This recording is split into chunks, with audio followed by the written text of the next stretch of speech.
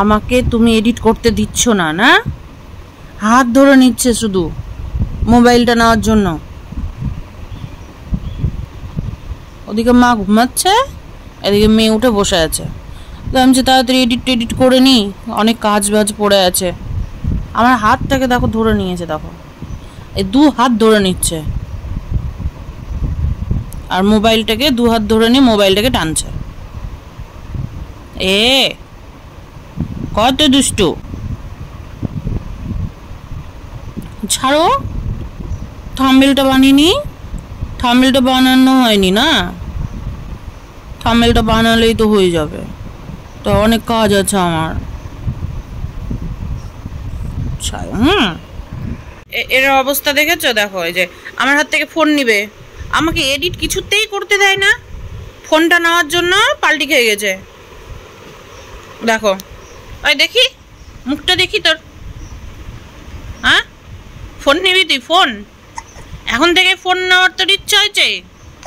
বাপ রে বাপ, আমি এত দূর চলে এসেছি, ফোনটা মনে হচ্ছে হাত থেকে একবারে মানে কাড়াকাড়ি লাগিয়ে দিয়েছে একদম।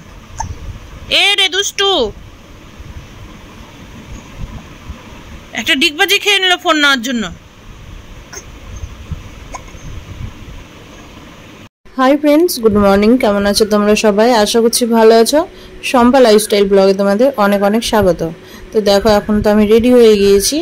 রেডি হয়ে এখন আলনাটা গুছিয়ে নিই। গামছা টামছা যা পাই সব আলনার উপরে চাপিয়ে দেয়। তো বাড়িতে একজন পরিষ্কার করবে আর সবাই নোংরা করবে, তা তো হয় না। সবাইকেই যে কোনো জিনিস যে জায়গায় থাকে সেই জায়গায় রাখাটা সবাইকে ঠিকঠাক করে রাখতে হবে, তাহলেই যদি সব কিছু পরিষ্কার থাকে। তো না, আমি গুছিয়ে রাখবো, আর বাকি 3জন 4জন মিলে যেখানে যেটা পারবে রেখে দিবে। তো এই জন্যই আমার ঘরটা গুছানো থাকে না।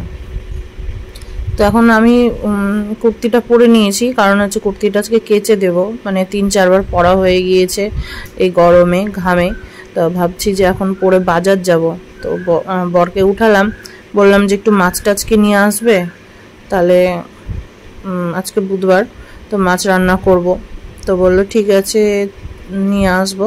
তো আমিও যাব, কারণ বলো তো ওকে যে মাছ নরম টরম মাছ ধরিয়ে দেয়, আর ওটাই নিয়ে চলে আসে, হাত দিয়েও দেখে না যে জিনিসটা কিনছি ঠিকঠাক আছে কি না।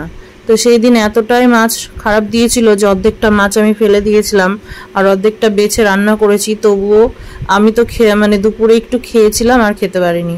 ওই জন্য ভাবলাম যে না, সাথে আমিও যাই, আর হচ্ছে একটু শাক টাক পেলে না নিব। তো শাকও বুঝতে পারে না, সারের গন্ধ করলে না নিয়ে চলে আসে। তো এই যে এখন দেখো আমি চলে এসেছি বাজারে, আর বরকে বললাম বাটা মাছ নাও। শোল মাছ নেওয়ার ইচ্ছে ছিল, তো শোল মাছ পেলাম না, বাটা মাছ নেওয়া হলো। বাড়ি চলে এসেছি। তো এখন এইদিকে ওয়েট মেশিনটাতে আমি ওয়েটটা দেখি কতটা কমছে, তোমাদের সামনেই যা দেখাচ্ছি। আমি সম্পূর্ণ ডায়েটের উপরে কমাচ্ছি। দেখো ৭৯-২৫০। তো কালকে ছিল ৭৯-৭০০ ছিল। তো যাক, আজ খুব আনন্দ হচ্ছে, কারণ হচ্ছে মোটামুটি প্রায় ৫০০ মতো কমিয়ে দিয়েছি। ঠিক আছে, কালকে ৭৯ কত ছিল, ৭০০ ছিল, আজকে ৭৯-২৫০। ঠিক আছে, আশা করছি কালকে ৭৮-৭৮-এর ঘরে চলে যাবে। তো খুব ভালো লাগছে এরকম। আজকে শরীরটা যা হালকা লাগছে, আমি কি বলবো, খুবই হালকা লাগছে। আর পেটটাও না মনে হচ্ছে কি পেটটা এরকম বেরিয়ে থাকতো, তো অনেকটা কমেছে, অনেকটা কম কম লাগছে। ঠিক আছে, দেখি এত কষ্টের ফল কি হয় অবশেষে। জান প্রাণ দিয়ে তো চেষ্টা করছি, কিন্তু চোখ মুখ আমার অন্ধকার হয়ে যাচ্ছে। এখন আমি ওর বাবাকে ছাতু খুলে দিলাম, তো বললাম যে একটু আমার জন্য রাখো তো ছাতু। আমি আর থামতে পারছি না, একটু কিছু না খেলে না আমি কাজ করতেই পারবো না। তো যাই, বাজার থেকে আসলাম, আমি বাটা মাছই নিলাম, আর কোনো মাছ ভালো লাগলো না দেখতে, বাটা মাছটাই নিয়ে আসলাম। বাটা মাছের ঝোল করবো, কাঁঠালের তরকারি করবো। বাসন ধোয়া হয়নি, এখন বাসনটা ধুয়ে নিই, ধুয়ে তারপরে হচ্ছে রান্নাটা বসাবো। এদিকে জুতিকে ডাকছি, উঠে না। দেখো ছাতু রেখেছিল একটু, আমি আবার জানে যে আমি বেশি খাই না, অল্প খাই, তো আমি আবার এর মধ্যে একটু ঠান্ডা জল দিলাম।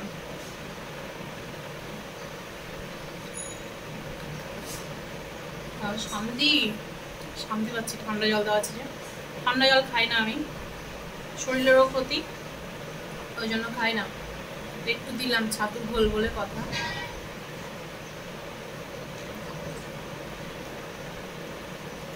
খেয়ে এখন ঝটপট করে বাসন টাসন দিয়ে রান্নাটা বসিয়ে দিই। চলে আসলাম এদিকে, এখন বাসন ধোবো। তো তার আগে না জলগুলো ভরে নিই।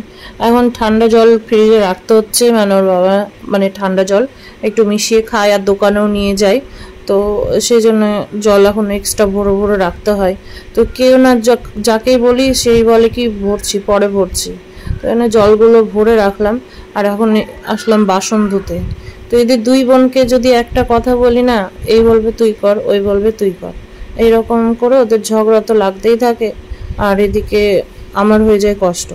এই আমি পায়ের ব্যথা নিয়ে আমি যে মানে পায়ের ব্যথাটা কমেই না, তো কি আর করবো বলো তো। আমি না যে দেখো ওজনটা যে কমাচ্ছি পুরো ডায়েটের ওপরে, মানে না হাঁটা হচ্ছে, না জিম টিম করছি, না যোগা করছি, কিছুই করা হয় না। তো সম্পূর্ণ খাওয়া দাওয়ার ওপরেই আমি ওজনটা কমানোর চেষ্টা করছি। যদি ভাবি যে একটু হাঁটতে যাব, তো এই পায়ের ব্যথার জন্য আমি তো ঘরেই ঠিক মতো পা ফেলে হাঁটতে পারি না। থেকে থেকে এমনভাবে টেনে ধরে, মনে হয় কি আমার মানে প্রাণটা যেটুকু আছে বেরিয়ে যাবে এরকম মনে হয়। তো যাই হোক, তখন অনেকে ওই জায়গা থেকে অনেক ভেঙে পড়ে গেল। তো জানি না এটা কতদিনে ঠিক হবে। আর যে দিদিভাই ওষুধের কথা বলেছ, ওষুধটা আমি দেখি। আমি তো ঠিক যাওয়ার তো সময় ঠিক মতো পাচ্ছি না যে যাব। আমি তোমার ওই ওষুধের নামটা আমি স্ক্রিনশট মেরে রেখেছি, যাতে অসুবিধে না হয় আমার খুঁজে পেতে, সেই জন্য। তো এখন এই যে বাসন টাসন ধোবো, ধুয়ে চট জলদি রান্নাটা বসিয়ে দিই। কারণ হচ্ছে অনেক বেলা হয়ে গিয়েছে। বাজার গিয়েছিলাম, বাজার না গেলে হয়তো দেরি হতো না। অবশ্য কাঁঠালটা আমি কেটে রেখেছি রাত্রে, তোমাদের যেগুলো দেখানো হয়নি তার আগে ভিডিওটা আমি শেষ করে দিয়েছিলাম। তো কাঁঠাল কেটে রেখেছি, কাঁঠাল কেটে রেখেছি, রসুন ছাড়িয়ে রেখেছি। তো এখন ওর বাবা দোকান যাবে, তো বললো যে আমাকে একটু তাড়াতাড়ি জল টলগুলো ভরে দাও। ঠিক আছে, ভরে দিচ্ছি। এদিকে আবারও নিয়ে এসেছি কচুর ডাঁটা। তো সেদিন খেয়ে খুব ভালো লেগেছে। আর এখন আমি বসবো মাছটা। তুই আবার বসে এলি? হ্যাঁ, তোর মেয়ে ঘুমিয়ে আছে, মুখ টুক ধুয়ে খা।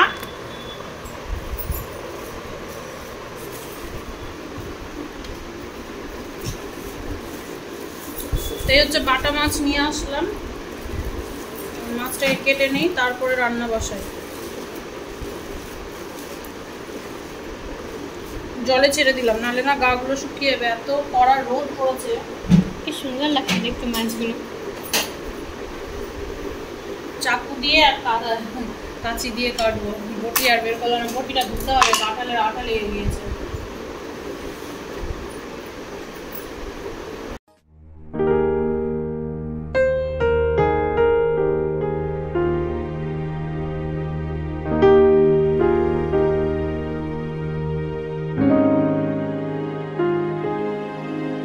এদিকে রান্নার এখানে আসলাম, মাছ ধোয়া হয়ে গেছে, মশলা বেটে নিয়েছি কাঁঠালের।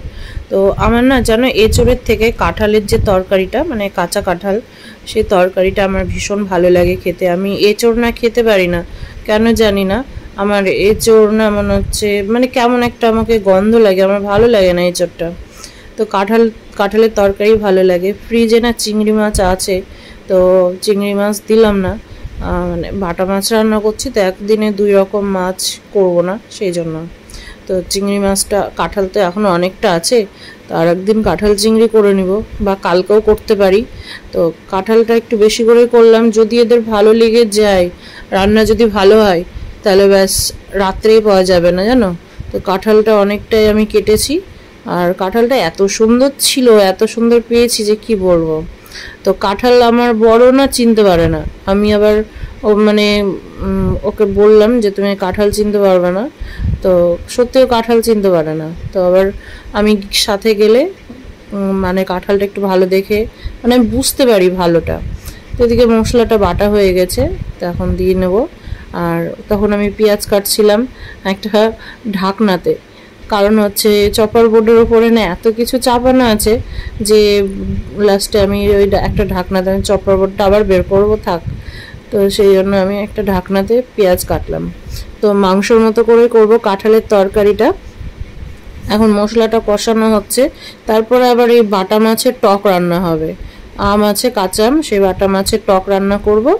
আর হচ্ছে আবার জুথির জন্য আবার ওকে তো টক দেবো না, কাঁচা আমের টক মানে ভীষণ টক, তো অত টক দেবো না, ওই জন্য ওকে না ইয়ে করে দেবো, টমেটো দিয়ে মাছের ঝোল করে দেবো, মানে একটা টমেটো দিয়ে মাছের ঝোল করে দেবো। তো বললো যে মা আমাকে এইভাবে করে দাও, এর আগে একদিন করেছিল, হেভি হয়েছিল খেতে।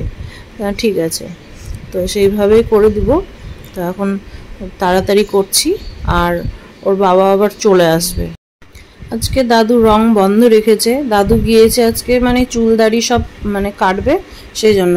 তো চুলদাড়ি এখানে না আমাদের জানো এখানে দোকানই নেই, সেলুন টেলুন কিছু নেই, চলে গিয়েছে সেই মনে হয় মঙ্গলবারই। এত রোদে বাপরে বাপ, মানুষটা পারেও সত্যি, এত রোদরে কি করে যে যায় তো জানি না। তবে হ্যাঁ, একটা ফ্যান একটু খারাপ হয়ে গিয়েছে, তো ফ্যানটাকে আবার নিয়ে গিয়েছে সাথে করে। ওর বাবার তো সময় হয় না, এই যে 9টা সাড়ে 9টা বাজলে দোকান চলে যাচ্ছে, দোকান থেকে আসছে দুপুরে, খাওয়া দাওয়া করছে, একটু রেস্ট নিচ্ছে, আবার বিকেলের দিকে আবার দোকান খুলছে। তো তিতলিকে বললাম যে শশা টশাগুলো এগুলো ফ্রিজে রেখাই, ওর কাজ হচ্ছে এগুলোই, মানে এটা রেখাই ফ্রিজে, এটা নিয়ে আই ফ্রিজ থেকে। এখন বসিয়ে দেব মাছ। তো কাটলের তরকারি হয়ে গিয়েছে, এখন মাছ ভাজতে বসাবো।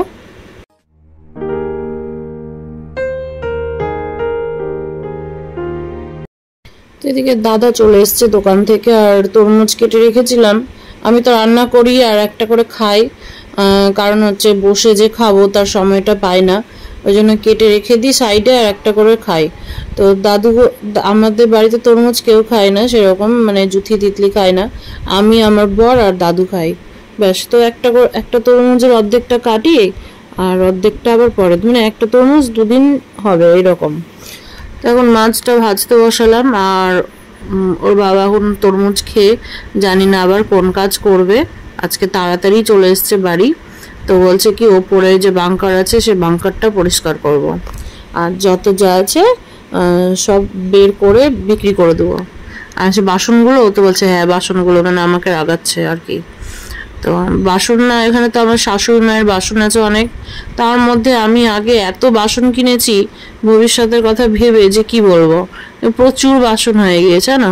বক্স খাটে যদি ভরি তো পুরো বক্স খাটটাতেই বাসনে ভর্তি, তাও তো অনেকজনকে দিয়ে দিয়েছি বাসন, অনেক বাসন অনেকজনকে দিয়ে দিয়েছি। তো যাই হোক, এখন আমি হচ্ছে মাছটা রান্না হয়ে যাক, তো তাড়াতাড়ি করছি। আমাকেও বলছে যে তাড়াতাড়ি ফাঁকা করো, নাহলে নোংরা টোংরা পড়তে পারে।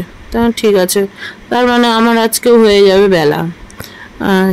তো দাদুর জন্য এখানে তরমুজ উঠিয়ে রাখলাম, তো দাদু তো এই তো আসলো। এখন দাদুকে তিতলিকে বলি তরমুজটা দিয়ে যা খাক, তারপরে ভাত হবে, তখন ভাত দেবো। তো এদিকে স্নান টান করে খাওয়া দাওয়া হলো, এখন বাজে 4:30, খেয়ে উঠলাম এখন। ঠিক আছে, ওই যে আমার পেছনে যে এই যে পেছনে যে দোপাট্টাটা আছে, মানে কি বাংকার বলে, তো ওই বাংকারের মধ্যে অনেক নোংরা টোংরা জমে গিয়েছিল, সেগুলো বা পরিষ্কার করলো, তো তার সাথে সাথে আমিও করলাম। তো অনেক দেরি হয়ে গেল। আর তোমাদেরকে এখন একটা জিনিস দেখানোর আছে, এই যে যেটা মিষ্টি দই বসিয়েছিলাম আমি, সেই দইটা তো হয়ে গিয়েছে। দইটা এখান থেকে একটু কেটে দেখানো হয়েছিল শর্ট ভিডিওতে, এই যে। এখন আর বাবাকে দেব, দাদুকে দেব। গুড মর্নিং সকলকে। কালকে ব্লগটা শেষ করা হয়নি, আমি তো ভেবেছিলাম যে ব্লগটা আর ছাড়বো না, ওই জন্য আর ব্লগটা শেষ করতেও যাইনি। দুপুরের পর থেকে শরীরটা খারাপ করছিল, আর শরীরটা ভালো না, তার উপরে জানের উপরে কালকে কাজ হয়ে গিয়েছিল, ঠিক আছে। তো ওই জন্য ভালো লাগছিল না শরীরটা, তো ভাবলাম যে আর ব্লগ দেবো না, এডিটও করবো না। আবার সকালবেলা কি মনে হলো যে না যাই, যেটুকুটা হয়েছে যতটুকু হয়েছে এডিট করে ছেড়ে দিতে, দেখছি বেশ ভালোই, অনেকটাই বড় হয়ে গেছে ব্লগটা, তো তার জন্য ভাবলাম এডিট করে ব্লগটা ছেড়ে দিই। তো সবাই ভালো থেকো, সুস্থ থেকো, দেখা হবে আবার নেক্সট ব্লগে। তো আজকের মতো টাটা, বাই বাই, সবাই ভালো থেকো।